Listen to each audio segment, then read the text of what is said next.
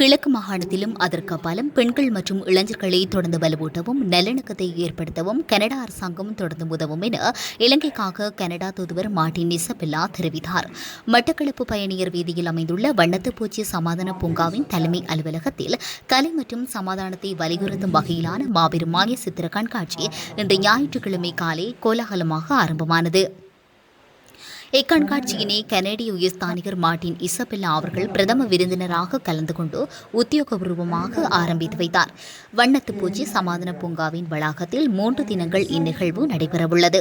இந்நிகழ்வில் மட்டக்களப்பு மாநகர சபையின் முதல்வர் சிமம் பாக்கியநாதன், மாநகர சபையின் ஆணையாளர் என் தனஞ்சியன், மட்டக்களப்பு மாவட்ட உதவி அரசாங்க அதிபர் ஜி பிரணவன், கிழக்கு பல்கலைக்கழக சுவாமி விபுலானந்த அழகியர் கற்கைகள் நிறுவக சிரேஷ்ட விரிவுரையாளர் திருமதி பிரியதர்சன், மாநகர சபை உறுப்பினர்கள் உட்பட பலர் கலந்து கொண்டனர்.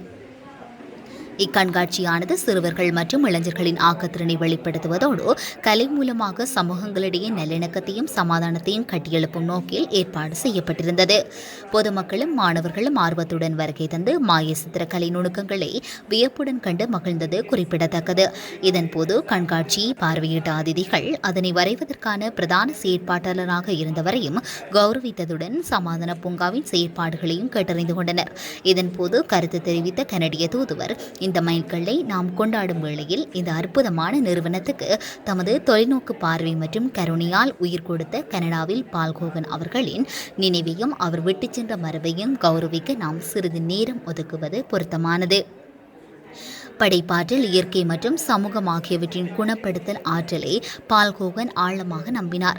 ஆழ்ந்த மோதல்கள் மற்றும் மனக்காயங்கள் நிறைந்த ஒரு காலத்தில் வெளியிலிருந்து தீர்வுகளை திணிப்பதற்கு பதிலாக குழந்தைகளுக்கு செவி சாய்க்கவும், பெண்களுக்கு செவி சாய்க்கவும், உள்ளூர் மரபுகளுக்கு செவி சாய்த்து அவற்றை மதிக்கவும் அவர் தேர்ந்தெடுத்தார்.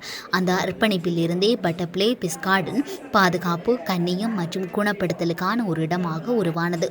இந்த நிறுவனம் தனது 30வது ஆண்டு மைல்கல்லை குறித்து புதியதொரு தசாப்தத்துக்குள் நுழையும் வேளையில் உங்களின் பண்ணை முன்னதை போலவும் விட இன்று மிகவும் பொருத்தமானதாக உள்ளது. புதுப்பிக்கப்பட்ட நிச்சயமற்ற தன்மைகளை உலகம் எதிர்கொண்டு வரும் சூழலில் பட்டர்ஃப்ளை பீஸ் கார்டன் போன்ற இடங்கள் அமைதி என்பது நிறுவனங்களால் மட்டும் கட்டமைக்கப்படுவதில்லை என்பதை நமக்கு நினைவூட்டுகின்றன. அது குணப்படுத்தல், கற்பனை திறன் மற்றும் மனித பிணைப்புகள் மூலமாகவே கட்டமைக்கப்படுகின்றது. இந்த பூங்காவானது பழங்குடி மக்களின் கலைகள், சடங்குகள் மற்றும் இயற்கை சார்ந்த இடங்களின் மூலம் மனக்காயங்களை ஆற்ற ஆதரவளிக்கின்றது. அதே வேளையில் கலாச்சார அடையாளம் மற்றும் கண்ணியத்தையும் பாதுகாக்கின்றது. தமிழ் மற்றும் முஸ்லிம் சிறுவர்களையும் அவர்களது குடும்பங்களையும் ஒரே படைப்பாற்றல் மற்றும் பராமரிப்பு தளத்தில் ஒன்றிணைப்பதன் மூலம் சமூக மட்டத்தில் நம்பிக்கை, மன உறுதி மற்றும் நல்லிணக்கத்தை வளர்க்க இது உதவியுள்ளது. இந்த இணைப்புகள் சமூகத்தால் வழிநடத்தப்படும் உளவியல் மற்றும் அமைதி காக்கும் பணிகளுக்கான ஒரு முன்மாதிரியான இந்த பூங்காவிற்கு சர்வதேச அங்கீகாரத்தை பெற்று தந்துள்ளன. இந்த பூங்காவிற்கும் கனடாவுக்கும் இடையே நீண்ட காலமாக நிலவி வரும் உறவை நான் மகிழ்ச்சியுடன் நினைவு கூர்கிறேன். இது கனடா அரசின் கடந்த கால ஆதரவுகளும் மிக்ஸ் மாஸ்டர் பல்கலைக்கழகத்துடனான தொடர்புகளும் அடங்கும். கனடா அரசின் சார்பில் எங்களது ஆதரவு நிச்சயமாக தொடரும் என்பதை நான் தெரிவித்துக் கொள்கின்றேன். கிழக்கு மாகாணத்திலும் அதற்கு அப்பாலும் பெண்கள், சிறுவர் மற்றும் இளைஞர்களை தொடர்ந்து வலுவூட்டுவதுடன் நல்லிணக்கத்தையும் இணக்கத்தையும் வலுப்படுத்தும் என நம்புகின்றேன். மக்களிடையேயான பிணைப்பை நீடித்த கூட்டாண்மைக்கு அடிப்படையாகும். இந்த அணுகுமுறைக்கு பங்களிப்பதில் கனடா பெருமிதம் கொள்கின்றது. இதற்கான ஆதரவினை கனடா தொடர்ந்து வழங்கும் என்றார்.